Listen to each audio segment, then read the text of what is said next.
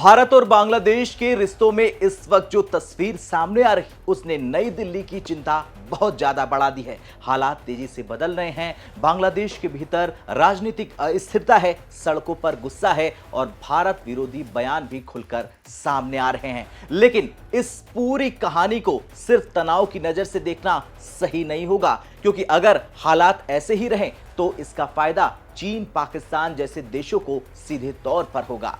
Chicken neck, जिसे भारत की lifeline कहा जाता है, उधर भारत के लिए चुनौती और भी ज्यादा बढ़ जाएगी। ऐसे में आज विस्तार से हम इसी मुद्दे पर विस्तार से चर्चा करने वाले हैं।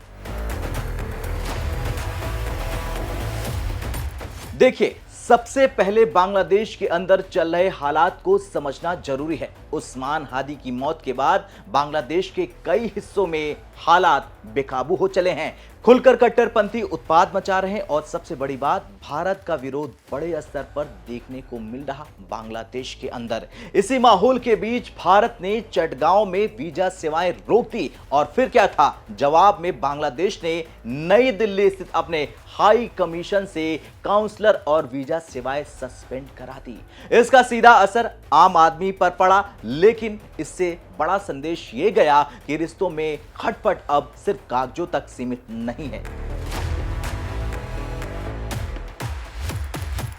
अब आते हैं उस मुद्दे पर जो भारत के लिए सबसे ज्यादा जरूरी, सबसे ज्यादा अहम है, चिकन नेक। बांग्लादेश में कई बार इस कॉरिडोर को लेकर बयान दिए गए हैं। कभी इसे भारत की कमजोरी कहा गया तो कभी इसे दबाव बनाने का जरिया बताया गया। यही वजह है कि भारत अब सिर्फ इस 22 किलोमीटर चौड़ी पट्टी पर निर्भर नहीं रहना चाहता, क्योंकि अगर यहां कभी भी दबाव बना तो असम, अरुणाचल, मणिपुर, मिजोरम जैसे राज्य सीधे प्रभावित हो जाएंगे। और यही वजह है कि भारत के लिए चिकन नेक सिर्फ सुरक्षा का मुद्दा नहीं, बल्कि सबसे बड़ी प्राथमिकता है और भारत अब सिर्फ इस एक रास्ते पर निर्भर नहीं रहना चाहता है। आपको याद दिला दें कि भारत ने कुछ वक्त पहले ही इस क्षेत्र में कनेक्टिविटी बढ़ाने के लिए रेल विस्तार का ऐलान किया था। भारत ने भूटान को पहली बार अपने रेल नेटवर्क से जोड़ने का ऐलान किया था। कोकराझार, गेलेफू और बनारहाट सामतसे रेलवे लाइन दिखने में भले ही विकास परियोजनाएं लगे, लेकिन असल में ये भारत के लिए एक मजबूत सुरक्षा कवच है। वो कैसे? अब देखिए, इन रेल लाइनों का मतलब है नॉर्थ ईस्ट तक पहुंचने के लिए रास्ते एक से ज्यादा होंगे। अगर कभी चिकन नेक पर दबाव बढ़ता है या हालात बिगड़ते हैं तो भारत के पास भूटान के रास्ते वैकल्पिक रेल सप्लाई लाइन होगी। सेना की आवाजाही, हथियारों की सप्लाई, राशन, ईंधन, सब कुछ बिना रुकावट आगे बढ़ सकेगा। यही वजह है कि इसे भारत की रेल स्पाइन कहा जा रहा है। अब यहां चीन वाला एंगल भी आता है, इसलिए इसे समझना बेहद जरूरी है। सिलीगुड़ी कॉरिडोर भारत, चीन, भूटान ट्राई जंक्शन के बेहद करीब है। 2017 के डोकलाम विवाद को ही याद कर लीजिए, जब चीन ने भूटान की जमीन पर सड़कें बनाने की कोशिश की थी और भारत को सख्ती से दखल देना पड़ा।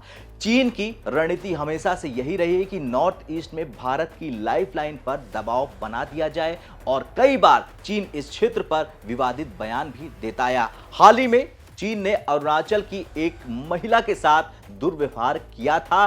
चीन के एयरपोर्ट पर उस महिला को घंटों परेशान किया गया, सिर्फ इसलिए क्योंकि उस महिला के पासपोर्ट पर अरुणाचल प्रदेश लिखा था। अब न सिर्फ चीन ही, बल्कि यहां तो बांग्लादेश के कुछ कट्टरपंथी नेता, उस्मान हादी भी उनमें से एक था जो ग्रेटर बांग्लादेश का सपना देखता था। खुद बांग्लादेश की मौजूदा अंतरिम सरकार के मुखिया मोहम्मद यूनुस की तरफ से कई मौकों पर दोहराया गया कि नॉर्थ ईस्ट के लिए बांग्लादेशी एकमात्र गार्जियन है। तो अब आप ये समझ सकते हैं कि इस क्षेत्र की सुरक्षा कितनी ज्यादा जरूरी है। और ऐसे में भूटान के साथ मजबूत रेल कनेक्टिविटी भारत के लिए सिर्फ सुविधा नहीं, बल्कि चीन बांग्लादेश के सामने सीधा संदेश है। भूटान भारत का सबसे भरोसेमंद रणनीतिक साझेदार है। डोकलाम के वक्त भी भूटान ने साफ कहा था कि उसकी जमीन का इस्तेमाल भारत के खिलाफ नहीं होगा और अब रेल कनेक्टिविटी के जरिए भारत और भूटान की साझेदारी जमीन पर और मजबूत होती दिख रही है। और अगर कभी कोई खतरा बढ़ता है, अगर चीन या मान लीजिए बांग्लादेश कुछ भी करते हैं, तो भारत के पास वैकल्पिक रास्ते होंगे उन्हें काउंटर करने के लिए।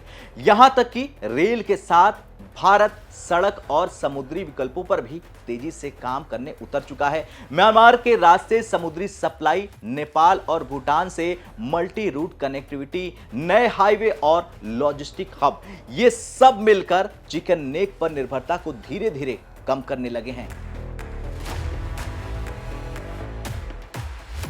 अब बात करते हैं जमीनी सुरक्षा की। भारत ने बांग्लादेश की सीमा के पास अपनी सैन्य मौजूदगी को पहले से कहीं ज्यादा मजबूत कर दिया है, बढ़ा लिया है। असम के धुबरी में Lachit bore Phukan military station पूरी तरह से सक्रिय हो चुका है। यह बांग्लादेश के साथ असम की सीमा पर पहला स्थायी सैन्य अड्डा है। 65 एकड़ में फैला ये बेस तैनाती और घुसपैठ रोकने के लिए तैयार किया जा चुका है। इतना ही नहीं, इसके अलावा मिजोरम बांग्लादेश सीमा पर नया सैन्य ढांचा तैयार किया जा रहा है। बिहार के किशनगंज और उत्तर बंगाल के चोपड़ा में अग्रिम चौकियां तेजी से विकसित हो चुकी हैं। खास बात तो यह है कि चोपड़ा अड्डा बांग्लादेश के चेटुलिया से 1 किलोमीटर से भी कम दूरी पर है, यानी कि बांग्लादेश के मुंह पर है। इन इलाकों से सेना पूरे सिलीगुड़ी कॉरिडोर और बांग्लादेश के हालात पर नजर बना सकती है। और यहां अगर हथियारों की बात करें तो भारत ने यहां अपने सबसे ताकतवर प्रणालियां तैनात कर दी है। हाशिमारा एयरबेस पर Rafale fighter jets, BrahMos supersonic missile regiment और S-400 एयर डिफेंस सिस्टम तैनात कर दिया है। यह सिर्फ तैनाती नहीं है, बल्कि एक साफ चेतावनी है बांग्लादेश को। टैंक, मैकेनाइज्ड यूनिट्स और पैरा स्पेशल फोर्सेस को हर वक्त पर अलर्ट मोड पर रख दिया गया है। यह तैयारी सिर्फ बांग्लादेश को ध्यान में रखकर नहीं है, बल्कि असली चिंता चीन और पाकिस्तान के उस बढ़ते गठजोड़ को लेकर है, जो बांग्लादेश में अपनी मौजूदगी दिन रात बढ़ाए जा रहे हैं। पाकिस्तानी कंपनियां बांग्लादेशी टैंकों को अपग्रेड कर रही हैं। यह सबसे बड़ी बात है। बांग्लादेशी पायलटों को J-17 उड़ाने की ट्रेनिंग दी जा रही है। मतलब कुल मिलाकर हालात अच्छे नहीं है दोस्तों। अभी जो हिंसा बांग्लादेश में देखने को मिल रही है, इस बीच शेख हसीना ने भी भारत को सचेत किया। उन्होंने साफ कहा कि चिकन नेक को लेकर दी जा रही धमकियां खतरनाक और गैर जिम्मेदाराना है। उनके मुताबिक मौजूदा अंतरिम सरकार के दौर में कट्टरपंथी ताकतों को खुली छूट मिल चुकी है, लेकिन ये बांग्लादेश की जनता की आवाज बिल्कुल नहीं है। शेख हसीना ने आगे ये भी कहा कि बांग्लादेश की अर्थव्यवस्था और स्थिरता भारत के साथ मजबूत रिश्तों पर निर्भर करती है। उन्होंने ये इसलिए कहा क्योंकि भारत को धमकी देना सिर्फ सियासी बयानबाजी नहीं है, जमीनी हकीकत नहीं है। उस्मान हादी की मौत पर उन्होंने कहा कि ये बांग्लादेश की बढ़ती अराजकता की सबसे बड़ी तस्वीर है और मौजूदा सरकार हालात संभालने में नाकाम साबित हो रही है। यानी उन्होंने यूनुस सरकार पर सीधा हमला बोला है। तो कुल मिलाकर तस्वीर साफ बताती है, बांग्लादेश में बदलते हालात और चीन पाकिस्तान की चालों के बीच भारत सतर्क जरूर है, लेकिन कमजोर नहीं है।